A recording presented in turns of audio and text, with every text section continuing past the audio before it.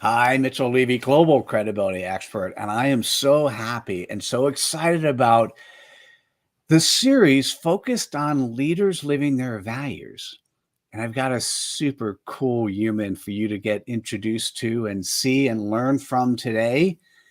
And Adi Klevit, who are you?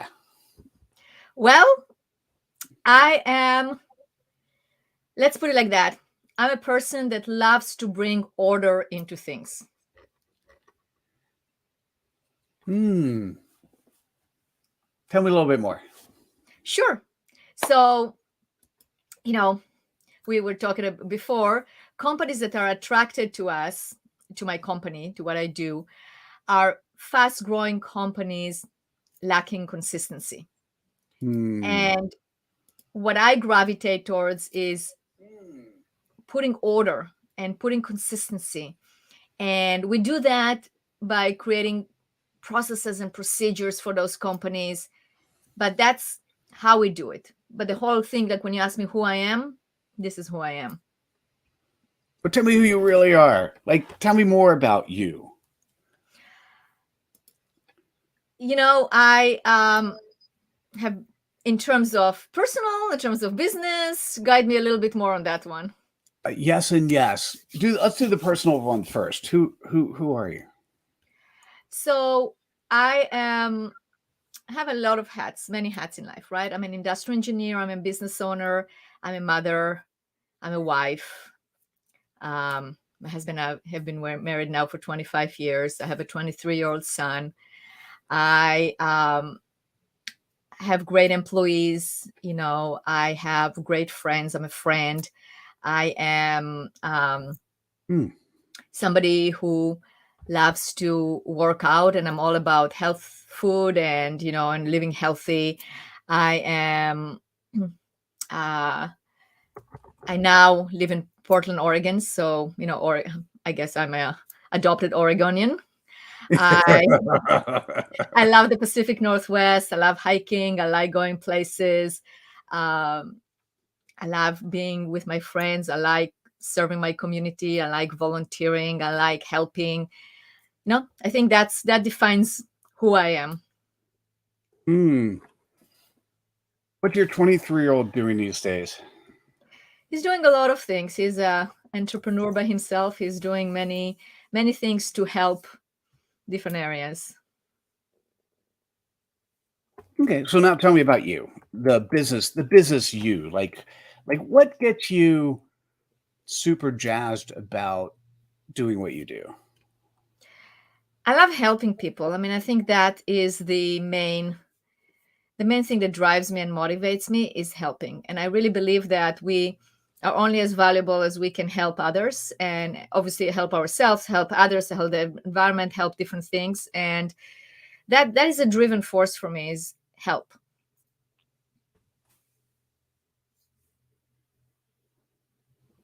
But people don't necessarily want help. So what is it that, what because they're not going to say, "Hey, I need help." Well, I mean, they do. I mean, I believe that in anything that you say, I mean, you can translate it. I want help, or do I want not want help, right? I mean, if you go to a restaurant and you say, I would like to have this thing off the menu. For me, the way I look at it is translating, well, I'm hungry.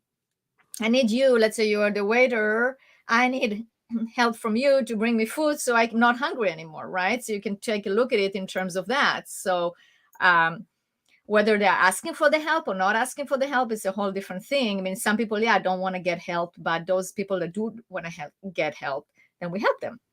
And we all have our own superpowers of how we want to help. Like for instance, with you, I if I say, okay, Mitchell, I want to make sure that I know how to represent myself, like how to present myself correctly, how to explain my business in such a way that conveys really who I am.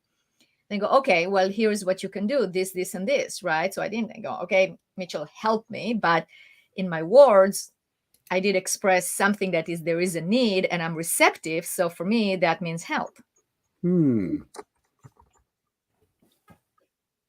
So tell me about your values. So Serving others, helping, that's a core value. I'm here to give. I love giving. You and I talked about the Go Giver one, about the principles in the Go Giver. So it's not giving without just giving. You have the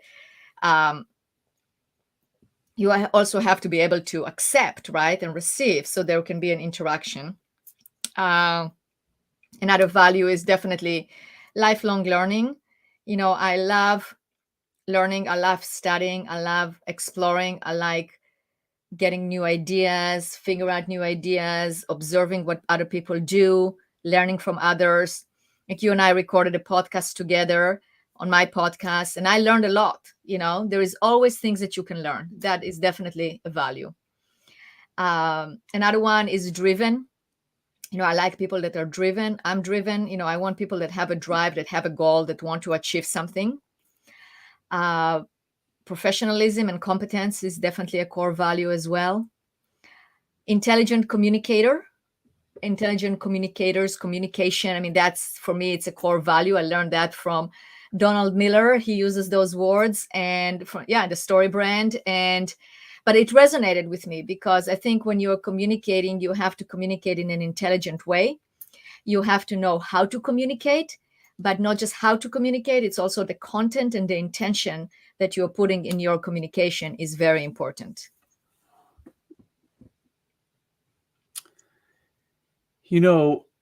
Out of those, what hit me was driven. You could almost like, I only need 30 seconds with you to know it's driven. What was interesting is when I said, tell me more about you, and you went to your personal side. Mm-hmm. Person who is likes to stay healthy, likes to work out, big family and friend focus. How does family and friends integrate into work? Well, it's the friendliness. I guess you can also it's exuding friendliness and making friends. A lot of my friends are in my referral network or my colleagues. Definitely I develop friendship with clients, so it depends what kind of friends. It's really depending of how we want to analyze. You and I are friends, right? We treat each other in a friendly manner. So it's kind of like it's surrounding yourself with positivity and with people that you want to be around, because work takes the majority of our lives. So I don't see the separation necessarily. Oh, I'm going to work and those are the people that I work with, and then I have my friends in the other 20% of my time that I'm not at work, or whatever the percent is, right? So I guess it's really surrounding yourself with positive people, people that you want to interact with, people that people that you learn to know, people you are interested in, people you're curious about. I know we're using this four-letter word called work, but I think is if you love what you do, it's no longer work. It's really play, and Mhm. subsequently, it's not about work-life balance. Let's throw out that thing. It's about life balance, Correct. right? Got it. And one of the things you do, and by the way, it's always great to hear my undergrad is operational research too, right? So it's kind of through the industrial engineering school. So it's always fun to hear you talk about processes. Part of what you do when you work with your clients, and probably extends into personal life as well, is you put processes in place, right? And tell me, like, if you're thinking about, I have some ideas, but when you're thinking about putting a process in place, how do you know you even need to put a process in place? Well, is it missing or not missing? Are you achieving what you want to? Are you achieving the final goal or not? Right? If you have, there is always a process in place. The question is, are you aware of it or you're not aware of it? So if you are achieving the final goal, let's say, for instance, making coffee in the morning. If you can make your coffee in the morning and it's working for you, you have a process that is working, so continue doing it. If you want to achieve goal A, but you don't know how, and it's not consistent, it doesn't happen every single time the same, or you have to teach it to other people and they don't know how to do it, then you need to define the process. So is it the process exists or doesn't exist? Do we need to just document it and define it, or do we have to invent it and then document and define? So the clients you typically work with, from what I remember our conversations, are companies that either at some point in time they want to sell, or they're growing fast but they're working too hard, or they're not going fast enough and they want to grow faster. Right. Right. So, and then you just said something interesting. You said we need to make sure they define we know their output. We know what the end goal is. That's true. So what's, I guess, where my brain was thinking is when when a prospect comes to you and they say, "Here's my end goal." Do you question it before you say yes? Well, yeah, I mean, it's usually they don't say what the end goal is. It's usually I have to question, and we have some brainstorming session in order for me to identify what the end goal is and really agree on the deliverables, right? Because maybe they have some kind of an end goal in mind, but majority of the time we have to talk it through to identify a doable end goal that can be defined as the end goal of the project. So is it possible then that the end goal they'll walk in with is either too big for what they could really do, or too small and they're not thinking big enough? Of course. Of course. Yes. Yes. What percentage of the time do you think that happens? It's probably the majority of the time, unless you actually By the did a way, project like that before. I mean, it's like remodeling a house. Okay, it's like, oh, I have this idea. First of all, it depends on the person, right? So let's talk. I know I'm diverting into a different subject, but it's just an example. I like always to give examples from other subjects that we're all familiar with. So remodeling a house. So if you're like me, you think big and you want to have the most expensive stuff or the most beautiful stuff. You've seen it in the magazine, you've seen it here, you've seen it here, and that's what I want. So I have this dream. Now I'm also very realistic, and I have a budget, and I have, and I know what's possible and I know what's not possible, and I can prioritize, right? But I will need to actually talk to a professional designer or a professional contractor so they can tell me also like what the budget is. So they can explain to me what are the options and what are the possibilities. So then I can actually make an informed decision of what I need to be doing, right? And whether it's even worthwhile. Like, for instance, as an example, I needed to do a project in my kitchen. So a designer came over, we went over the different possibilities. And, I realized that if I want to really have the kitchen of my dream and I have to change everything, it's not worthwhile to do it in our current house. But we have an option of remodeling that will look nice, but I don't have to invest that much in something I'm not going to get a return on investment, right? So you do need to have that conversation. So even though you know what you want, that's why you have the professional advice to actually then make you that allows you to make an informed decision.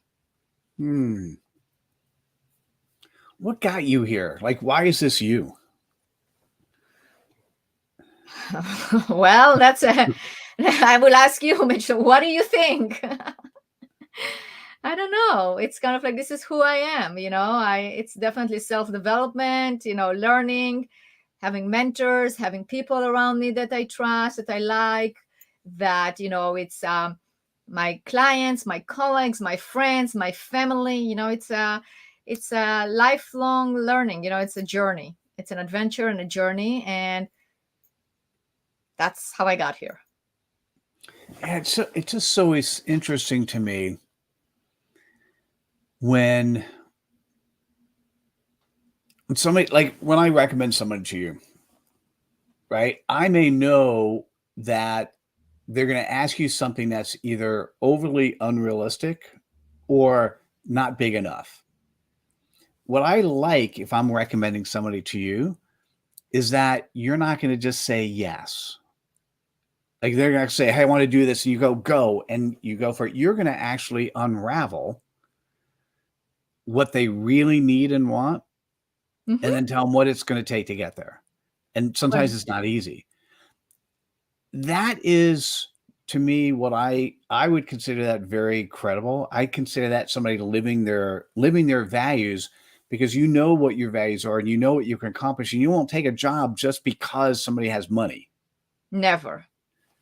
I- No, because I learned it the hard way. I mean, we all did, as you come along, as you at the beginning when you start your business, oh, you want to be a client, great, but I have very specific criteria. It has to be a success. It has to be a success for me as well. I can't take everyone as my clients because not everyone is my client, and it's okay because that's why we have different businesses. And just like I'm not going to be a client of everyone else, I will choose the people that I want to work with. And sometimes I will make mistakes and I will maybe choose the wrong people, but that's okay as well, because so long as you learn from it and you move on and then you correct it next time around, that's part of life. And to your point, the conversation that I have with a prospective client, with anyone that is being referred or they contact us, I really want to understand why, like in our situation, as we talked, we create, document, and implement processes and procedures for businesses. We bring order in, we bring organization. I want to know, why do you want it? And I give you an example. I was talking to somebody, is pretty big company, and I was asking this question, why? And they really could not answer the question. They couldn't tell me why. And they had to do it because they had directions from the private equity group that they just acquired them, that they have to have processes and procedures in place. But they could not tell me themselves why. Why is it important? And for me, that will be a failure of a project, because I love processes, you love processes, but some people don't, I mean, probably our listeners go, yeah, not that they don't like processes, they don't like the process of writing processes, right? So I need engagement, I need partnership, I need to work with the person that they have a goal, because sometimes it will become hard. Sometimes it will be like, yeah, I have to set that time aside and I have to talk to Adi. Great, okay, I'll do it. On, you know, but I mean, I'm exaggerating. I make it fun, and it's fine. But it is you have to allocate the time. It's like working out. Okay, if you don't really have a goal to work out, other than for some reason you put it on your New Year's resolution, because it sounds cool or it sounds fun, or you want to go work out because there is no reason. You're not gonna be consistent. You're not gonna do it. The same thing with anything. If you're committed, why do you want to do that? Why are you gonna invest the money and the time? So the why is very important to me. So that's the first thing. I need them to convince me, why do they want it? Like, I need to hear it in their voice, in their conviction, that yes, we need processes and procedures, because that will help us retain our employees, because that will help us to onboard new employees. I'm about to onboard 4 new employees, and that's why I need it. Or I just grew so fast, and each one of the people that I have is doing things in a different way. I need consistency. Or they give me the list of their goals. I want to 10x my business. I want to open a new location. I want to onboard new employees. And I want to take care of my existing staff that right now are confused, or they don't know exactly. We're stepping on each other's toes, and we need organization. Great. So we have a why. We established a why. Then I always ask them, why not do it yourself? Kind of like, talk me out of the cell. Why can't you just do it yourself? And I need to hear from them, why not? Because it's so hard to work with somebody that think that they can do it themselves, because maybe they can, so they should go and do it themselves. Then why hire? And sometimes I ask the question, so why are we having this conversation? Always happy to have conversations, and I want to believe that every conversation can lead to learning from one another. Maybe you have a better way of doing it, and I'm going to learn from you, right? But why are we talking? But if they say, well, I don't have the time, I don't have the know-how, this is what happened when I tried to do it myself, I'm super busy, and so I need to hear the reasons why not do it themselves.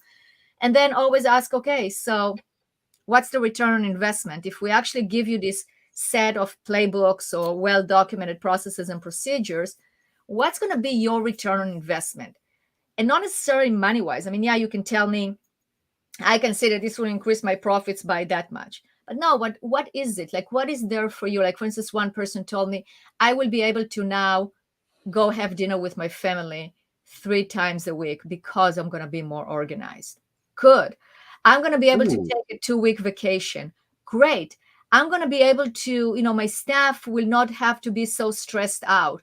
Great. So we really need to quantify it in terms of return on investment, in terms of money, but in terms of also quality. And just like you asking me, what are your core values? Like, what values is it going to manifest or help you accomplish if we actually had it in place? Adi, I love those examples because they all were helping the human live a more robust life. That's right. And you yourself, Mitchell, just used the word helping, right? So that goes back to our conversation. Yeah, maybe somebody would not say, I need help, but it does help, right? I mean, there is the help. I know it's one of those interesting words. People don't want, this, people don't want, they don't want to say, hey, listen, I need help. I mean, many people don't say that. Although if you have an investment firm and they say, get procedures in place. Okay, I need help. I need procedures. But as you mentioned, you need to know the why and the what for.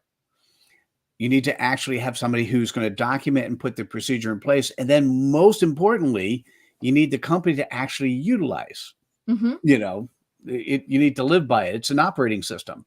You're basically putting an operating system into an existing entity that allows, you're basically telling the heart and the lungs, this is how the body works, right? This is how the company works. And Yeah. that's kind of what you do. It's an interesting one because I was just looking up something. I was writing an article and then I look at the word operations, right? And it comes from opus, work, like Latin word, right? So it's like operations is like the working parts of the business. So if you don't have an operational manual, how can you expect the business to work? So I got a question. Yeah. This is a very open-ended question. What question didn't I ask you that I should have? What part I like the most about doing what I'm doing? Ooh, that's a great question. What brings me the biggest joy? Adi, perfect. What brings you the biggest joy? Thank you for that question. And it might sound as a cliche, but it's really not. What brings me the biggest joy is when I make a difference in someone's life.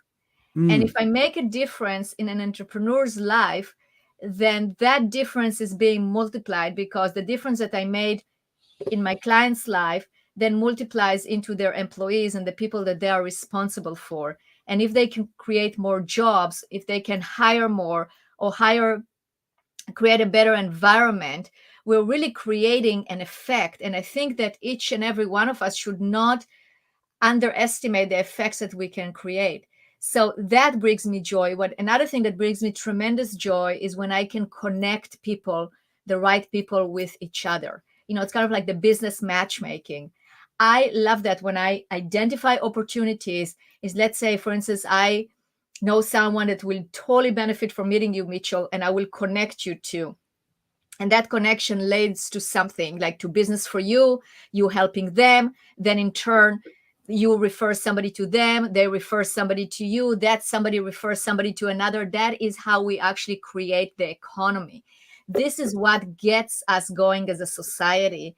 And that is what motivates me. That is what, this is why I wake up in the morning, right? Is really, and again, I don't want it to sound like, oh yeah, it's like a cliche, but unfortunately, when we label something as a cliche where it's really how we feel, we make less of it, right?